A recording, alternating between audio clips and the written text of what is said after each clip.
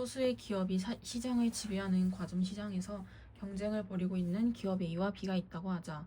두 기업은 시장을 장악하기 위해 가격을 인하할 것인지 아니면 현재 수준으로 유지할 것인지 고민하고 있다. A와 B가 모두 가격을 유지할 때 이유는 각각 100과 40이며 두 기업이 동시에 가격을 인하하면 이 이유는 각각 70과 20으로 감소한다. 만일 B만 가격을 인하한다면 A의 이유는 50으로 감소하고 B의 이유는 60으로 증가하며 반대로 A만 가격을 인하한다면 A의 이유는 120으로 증가하고 B의 이유는 30으로 감소한다. 이때 이윤이란 상품의 판매 수익에서 생산 및 판매 비용을 제외하고 남은 기업의 순수익이다. 이 상황은 다른 경쟁자의 전략 선택을 알지 못하는 상태에서 각 경기자가 동시에 전략을 선택하는 동식 게임의 상황이다.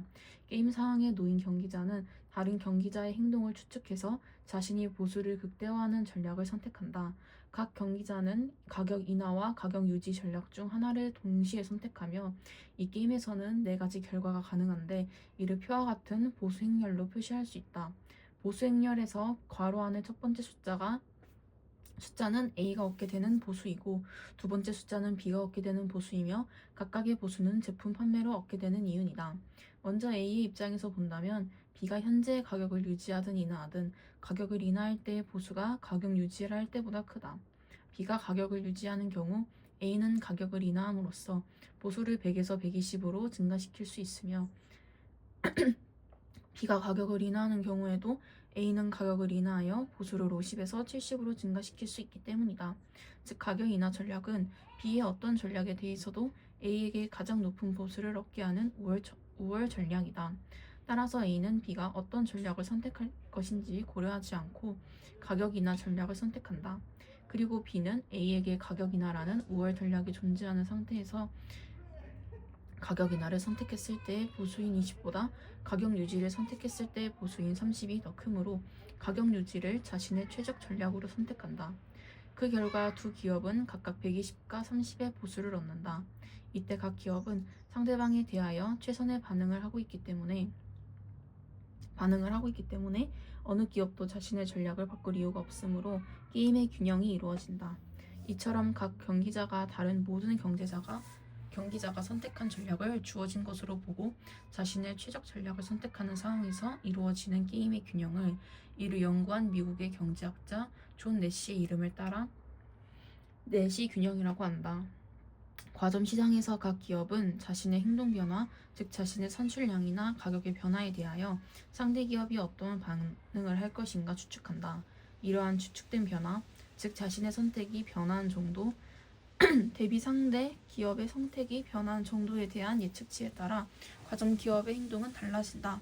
프랑스의 경제학자 쿠르노가 고안한 쿠르노 모형은 과점 시장에서 동질적 상품을 공급하는 두 기업이 각각 자신의 산출량을 동시에 결정하고 두 기업의 산출량 결정으로 시장 공급량이 정해지면 시장 수요와 균형을 이루는 수준에서 그 상품의 가격이 정해진다고 가정한다. 이때 산출량을 결정하기 전까지 두 기업 중 어느 기업도 상품의 시장 가격이 얼마인지 알 수 없기 때문에 두 기업은 상대 기업의 산출량 수준을 예상하고 이를 고정된 값으로 받아들인 후 자신의 이윤이 극대화되는 산출량을 결정한다. 즉 상대 기업의 산출량에 대한 각 기업의 추측된 변화는 0이다. C와 D 두 개의 기업으로 이루어진 과점 시장에서 쿠르노 모형에 따라 두 기업이 경쟁한다고 가정하자. 먼저 C는 D의 산출량을 예상하고 시장 수요량에서 그만큼을 뺀 나머지가 자신의 상품에 대한 수요량이라고 생각한다. 그리고 이러한 잔여 수요에 한해 자신이 독점적 지위를 행사할 수 있다고 생각한다. D를 제외하면 시장에서 해당 상품을 공급할 수 있는 공급자가 C 자신이 유일하기 때문에 잔여 수요 전체를 자신의 상품에 대한 수요로 인식하는 것이다. 따라서 C는 D의 예상 산출량을 제외한 잔여 수요로부터 자신의 이윤 극대화 산출량을 도출한다. 각 기업이 예상하는 상대 기업의 산출량과 이에 따른 자신의 이윤 극대화 산출량 사이의 관계를 나타내는 반응 함수를 이용하면 그림과 같이 쿠르노 모양의 균형이 C와 D의 반응 함수가 일치하는 지점에서 성립함을 알 수 있다. 각 기업은 반응 함수에 따라 상대 기업의 산출량을 예상하고 그 예상에 입각해 이윤 극대화 산출량을 결정하고 있으므로 하는 함수가 일치하는 시점에서는 어느 기업도 자신이 선택한 산출량을 바꿀 이유가 없기 때문이다. 즉 C가 예상한 D의 산출량이 D인 경우 C의 이윤 극대화 산출량은 C이며 D가 예상한 C의 산출량이 C인 경우 D의 이윤 극대화 산출량은 D이므로 C와 D가 각각 C와 D를 자신의 최적 산출량을 결정하는 균형이 이루어진다. 형법은 범죄와 형벌에 관한 법률 체계로 여러 가지 범죄의 모습, 범죄자들에게 가해질 형벌의 종류와 그 내용을 규정하고 있다. 형벌은 국가에 의해 개인에게 가해지는 제재 방식 중 가장 강력하다는 점이 큰 특징이다. 징역형은 개인의 자유권을 크게 침해하고 이를 넘어 사형이라는 이름으로 사람을 죽음에 이르게 할 수 있다. 이렇게 형법은 인간의 기본권인 자유권과 재산권은 물론이고 극한의 경우 인간의 생명권에도 영향을 미칠 수 있다. 따라서 형법에서 무엇보다 중요하게 다루어지는 건 형벌이 남용되지 않고 적절히 사용되도록 제어하는 방법이다. 형법의 기본 원리 중 하나인 책임 원리는 책임 원칙은 이러한 문제의식에서 생겨났다. 책임 원칙은 어떤 행위에 대하여 책임이 없다면 그 행위에 대해 처벌할 수 없다는 원리로 형벌의 근거 기능과 형벌의 제한 기능을 포함하고 있다. 즉 형벌은 책임을 전제 조건으로 하며 형량의 결정, 특히 형량의 상한에도 영향을 끼친다. 어떤 행위에 책임이 있다고 하여도 그에 합당한 형벌의 양은 그 행위에 대한 책임의 크기를 넘어서는 과도한 양이어서는 안 된다. 이러한 형법의 기본 원칙 덕분에 우리는 자유권에 대한 부당한 침해를 방지할 수 있다. 책임 원칙에 따라 형벌을 부과하기 위해서는 범죄 행위에 대한 도덕적, 윤리적 비난 가능성이 인정되어야 한다. 이러한 비난 가능성은 적법과 불법을 선택할 수 있는 인간의 의사결정의 자유를 전제한 것이다. 즉 범죄자는 자유의지를 지닌 주체로서 범죄 행위를 할 수 있는 능력과 이미 행한 불법에 대하여 책임을 질 수 있는 책임 능력을 모두 포함하는 범죄 능력이 있어야 한다. 현행 형법에 의하면 범죄 능력은 자연인에게만 인정되고 그 외의 존재는 범죄 행위의 주체가 될 수 없다. 한편 우리 법은 자연인이 아닌 존재에게 형사처벌하는 규정을 가지고 있다. 우리 법과 판례에 따르면 법인은 범죄를 저지를 수 없지만 형사처벌은 받을 수 있다. 법인에 대한 처벌 규정은 대개 개인의 범죄 행위를 처벌하면서 그 개인에 대한 감독 의무를 진 법인에도 벌금형을 부과하는 내용을 가지는데 이처럼 개인과 법인을 함께 처벌하는 규정을 양벌 규정이라고 한다. 양벌 규정은 원칙적으로 범죄 능력이 부정되는 법인의 행사 책임을 인정하는 특별 규정이다. 이는 법인이 사회에 미치는 영향에 근거한 정체적 고려뿐 아니라 법인 자신의 감독 의무 위반을 근거로 정당화된다. 가까운 미래의 인간과 동등한 수준의 정신 능력을 갖추고 인간처럼 스스로 목표를 달성하고 목표 달성을 위해 자율적으로 수단을 선택하는 인공지능을 탑재한 지능형 로봇이 등장할 수 있다. 만약 이러한 유형의 지능형 로봇이 인간이 저지를 경우 범죄로 규정되어 처벌받았을 일을 행하였다면 처벌 대상은 누가 될까? 인간의 통제에서 벗어난 지능형 로봇이 행한 일에 대해 인간에게 책임을 묻는 건 어렵다. 이렇게 지능형 로봇이 강력한 사회적 통제 수단인 형법의 적용 범위 밖에 놓이게 되면 처벌의 공백이 생기게 되고 사회적 위협의 대상이 될 것이다.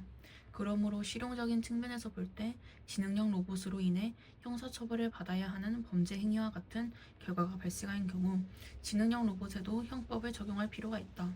인공지능을 탑재한 지능형 로봇이 형법에 따른 책임을 지기 위해서는 형법이 말하는 범죄 행위를 지능형 로봇 스스로 행했어야 한다. 그런데 전통적인 형법은 인간의 행위만을 생각하여 형법을 구성하였다.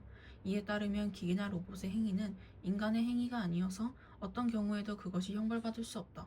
그러나 지능형 로봇은 인간으로부터 독립하여 스스로 인식 판단하고 행동할 수 있다는 점에서 기존의 기계나 로봇과는 다르다. 이제는 지능형 로봇에 의해 이루어진 행동 역시 인간과 유사한 새로운 주체 독립된 행동으로 볼 가능성도 열리게 된 것이다. 최근에는 인간 중심의 법적 주체성 논의를 넘어서 체계 이론의 개념을 바탕으로 법적 주체의 지위를 구성하여야 한다는 주장이 제기되었다. 체계 이론에서는 사회 현상을 관찰할 때 행위가 아닌 소통을 더 근원적인 개념으로 파악한다. 이러한 관점에서 책의 이론은 제한인이 아닌 존재라 할지라도 독자적인 사회적 체계로서 사회적 소통에 참여할 수 있고 존속할 수 있는 자율적인 존재라면 법적 주체의 지위를 인정할 수 있다고 본다.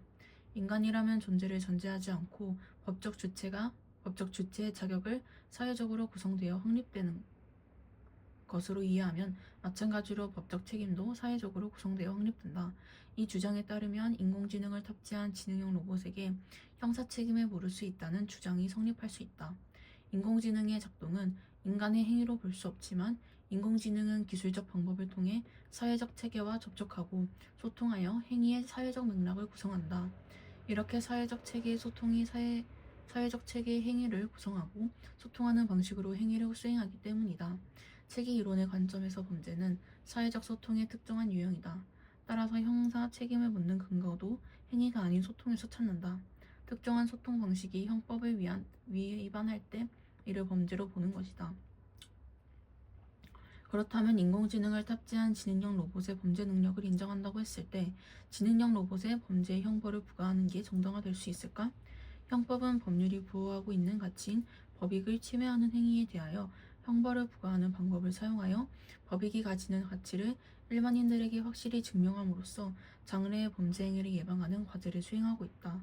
지능형 로봇의 행위를 형법상 유의미한 행위로 파악할 수 있음을 전제로 지능형 로봇의 법익 침해 행위의 가능성을 긍정할 수 있는 경우 그러한 지능형으로부터 행위에 대하여 형벌 부과를 통하여 형법이 이루고자 하는 법익 보호 목적을 달성할 수 있다면 지능형 로봇에게 형벌을 부과하는 것이 정당화될 수 있을 것이다.